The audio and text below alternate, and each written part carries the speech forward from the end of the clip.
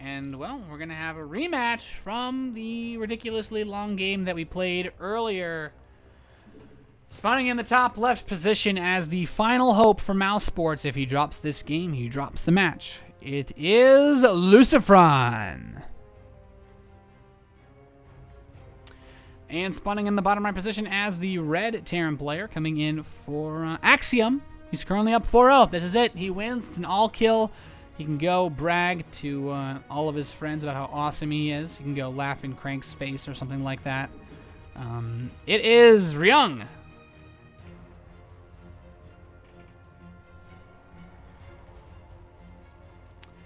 And I have to say, after the way that the first game turned out, I wouldn't be surprised if we had a bit more of an aggressive opening. But, I mean, the macro game ended up coming so close between them with that mech versus mech that I really wouldn't be surprised if both of them played still passive openers. And, ooh, we already see Ryung is going to open up gas first.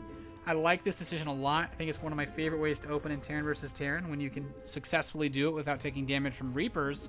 So this is already going to be a bit of a change up, and it's going to allow him to get a factory as soon as his barracks completes. And this is nice. And we actually have Lucifron going for a fast gas behind his barracks, so we could have a Reaper from him, or just a a quick follow-up for factory. And I'm just trying to think here about possibly like what these guys could go for. I feel like mech has just kind of been shown as what they really like.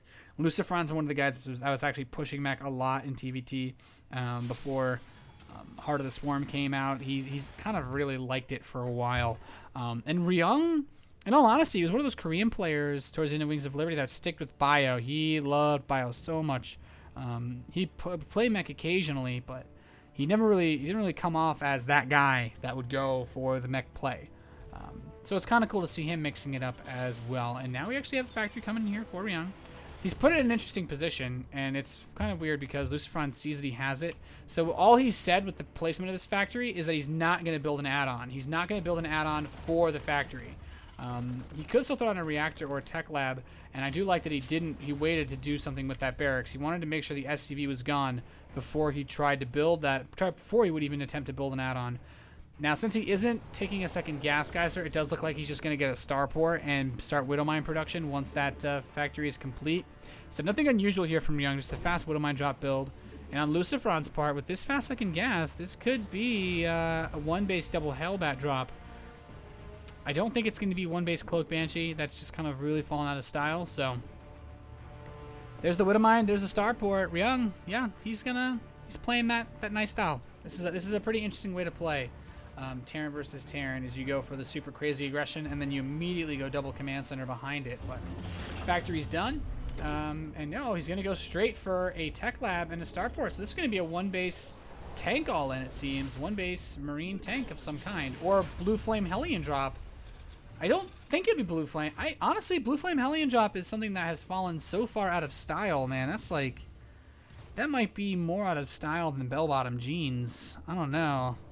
We rarely ever see it. Hellbats are just so much more, have such a much higher chance of actually doing good damage. But Ryung, he's going to run a couple of Marines over to scout up the front. And interestingly enough, there's not too much here, but there's enough. And yeah, he's actually just going to go Cloak Banshee, which is also interesting because in TVT, you almost always open up with either a medevac for drops, or you open up with a Banshee or something like that.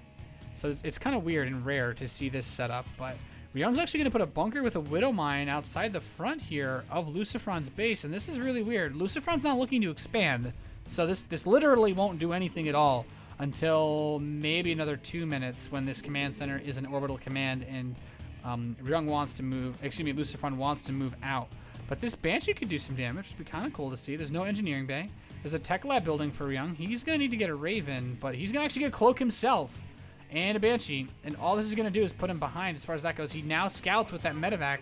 I really like using the medevac to scout. He didn't kill anything, but it also lets him know that he's going to need to get some anti-cloak. And there we go, the engineering bay. So very smart play by Ryung. He might have to have this command center delayed a lot, but he's actually coming in here. He's trying to put some aggression in, using the medevac to spot and the mines to actually hit Marines on the low ground. Very nice little aggression here by Ryung. I don't know if Lucifron can really do anything about this. if he tries to attack this, the Widowmine is just going to detonate on his units. And, ooh, oh, that's really, really bad because now Ryung has a great foothold in this base. The Hellion, he can take it out with the DPS of the Medivac heal, which is really, really nice. That Widowmine will get taken out for free, basically, but Ryung is already inside Lucifron's base. This could be a disastrous game for our Mouse Terran. He does have the Banshee Cloak, so he can kind of hide with that, but I mean, Ryung can just dance around. He can even walk this Widowmine inside of the main base. He's doing so much. The Viking's going to scan. He's going to try to kill off this Banshee. And Ryung, he's almost got that command center done. That's going to be so crucial for him. These Marines are just doing tons and tons of damage. Our Mouse Sports Terran is taking a lot of heat here. That Banshee being forced to stay home. He can't harass with it. And, the Widowmine's coming in. This is where things can get really disastrous. He does have another Widowmine still towards the bottom of that ramp. He's going to be picking off SCVs here, there, and everywhere. We don't have a Raven on the way for our blue Terran player. And Ryung, he is just going ham right now. He's trying to secure the second all-kill of the day. The Banshee needs to be repaired. With the Medivac heal, these Marines are having such a hard time. I love this. Lucifron actually attacked his own reactor to kill the Widowmine using the splash damage. Very smart play. That's the sign of a very seasoned StarCraft 2 player. And you know, both these players have actually killed enough of each other's SCVs that this is still even. This is still any man's game. This Viking from Ryung could tilt things a little bit closer towards his favor as he is starting to poke away even more. Oh, good Widowmine hit, takes out one of those Hellions. He cannot afford to lose these. He's going to try to come in here and DPS down these Marines. Great pickup from Ryung, though. And he's just putting on the pressure. He's doing everything that he can. The Banshees are going to be able to kill off this bunker. So nice play from Lucifron. And this game might actually end up stabilizing. Ryung, though, I don't know. I really like this aggression that he put on, but he just lost.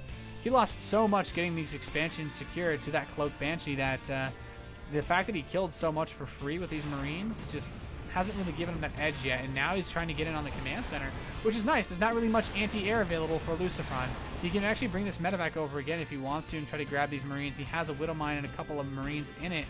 But there is that Raven for Lucifron. He can finally pick away at the Widowmines. He can make sure that they're not going to be able to really sit in his base for too long. And Ryung, well, his cloak is actually about to finish, so he could start to turn things around here. The problem is, even though there's a Raven, there's still not any anti-air. There's only 2 Marines for Lucifron, which can be very easily picked apart. So Ryung's going to move in. He's going to get to work here. Immediately cloaks. He's going to realize, oh, there's a Raven. The drop's going to hit the back. And the Banshees for Lucifron should be able to pick off the Marine drop. But the Widowmine doesn't kill too much, just gets an SCV.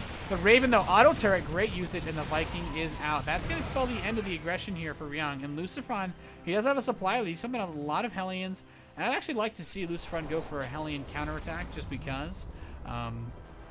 Or at least if Lucifron kept it, if Ryung kept his Vikings over there and he picked off the Viking as it came out for Lucifron, would have been nice. Or picking off the Raven.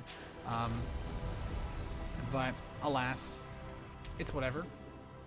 The factories are additional coming up for Ryung, but Lucifron, he has the infrastructure set up faster. I think this is one of the telltale signs of Lucifron's play. He doesn't miss a beat with his play, and well, there are some Hellbats out for Ryung now. The very standard transition. We have Blue Flame coming in for Lucifron, which I really like. It actually helps Hellions versus Hellbats a ton, and you know, Hellions actually counter. I'd say Hellions are the hard counter to Hellbats, which is a really, really weird thing to just kind of throw out there. But you know, they have more range. They move so fast. They actually move fast enough that they can dodge the Medivacs if you micro them. And yeah, of course, they do bonus damage versus them. So with good control, you can make a lot of cool things happen with this Mass Hellion. And this is a style that we see out of players like Millennium's 4GG quite often.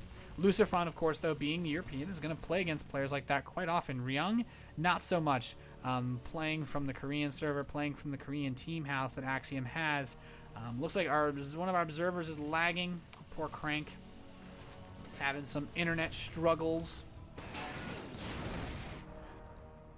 And Ryung, he's got a nice setup. I like the multiple Viking with the Banshee play because when you go mech, it's really, really useful to have that set up here. The Banshee does come in and try to do some damage, but Ryung's not going to take too much heat from it.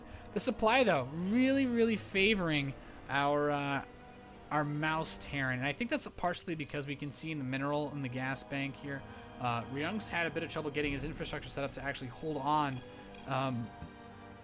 to this, but there are some Hellbats here. Ryung is just kind of sitting. He's kind of chilling. He has some tanks, but he needs to do some serious damage, either with Hellbat drops or something else, to be able to pull himself into a better position this game. The problem is there's a ton of Hellions in the natural, and there's like 4 Vikings here. I think he actually just picked off another medevac of him. Actually, there's a missile turret breaking apart, I think, the auto turret. And this is what makes it so hard. Lucifer can go for a big attack here. He's got so many Hellions. He's got Blue Flame. The Hellbats aren't going to do anything at all. He's going to chew through those like butter. And the siege tanks, I mean, they don't do bonus damage. He can use the Banshee on that. He can use his Seeker missiles on that. Or you can just throw an auto turret right in his face. There's not enough anti-air here for Ryung. And Lucifron might be able to take the first win here if he can successfully execute this push. The Vikings are going to land him amidst the siege tanks. And Ryung, he is taking so much damage. The Blue Flame Hellions really just starting to roll through everything here. Ryung will have to land his own Vikings. Will he be able to stop these Hellions? I'm not so sure. The siege tank's taking so much damage from this splash. Nice micro from Ryung, picking the siege tanks up in those medevacs. Exactly what he needed to do to keep them alive. And the Vikings are going to hold at bay. The Vikings will hold him at bay. Not bad. We do see these Vikings for Lucifron landing. He wants to force the issue. He's saying, no, I am going to end this right now. And the Hellions are trying to get on top. He's going to pick off one of these Hellbats. The tank being microed, of course. He cannot afford to lose them. SCVs are paying very nice control here from Ryung to be able to hold on. The supply is getting very close. Our Axiom Terran player might actually be able to hold, and suddenly Lucifron realizes, you know what, I haven't killed any SCVs, and I just lost all of my army. I traded all of my army for all of his, and he still has tanks left. And Lucifron, GG's, that's it. With the supply so close, he gives up. Ryung, with the win, is going to secure an all-kill here versus Mouse Sports. Holy shit, that was incredible. Oh my god. Oh my god. It was so close. I know, I mean, he had like a drop headed towards him, but the workers active tab was very, I mean, Lucifron was ahead in economy. I mean, his income was higher. It was going down a bit because he had to pull SCVs from the attack that hit, but oh my god, that's it. It's over. Oh my god. Fantastic games by Ryung. Oh, Jesus. That was a much better match than the one we had to watch before with Daishi. Oh, God. That was sick. I don't actually know what to say now. Oh, my God. What a fantastic hold. What a fantastic hold by Ryung.